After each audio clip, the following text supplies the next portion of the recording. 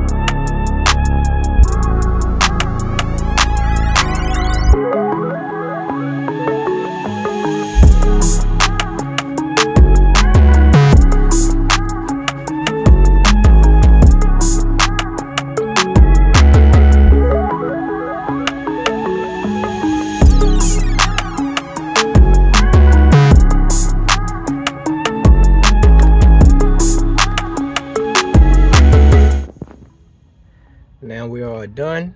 Got the door panels nice deep vacuum. That here is some type of PPF that they have, so they won't kick in and scratch it up, which is a smart idea. Got the inside looking fresh, everything steam clean, scrubbed down, conditioned with a nice UV protectant. It's the back.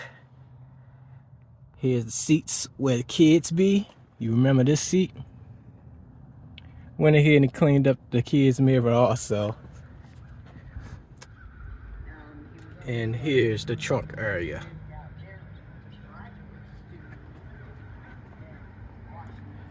Everything nice, fresh, and conditioned. So, thank y'all for tuning into this video. I'll catch y'all on the next one. But until then, stay blessed. Peace.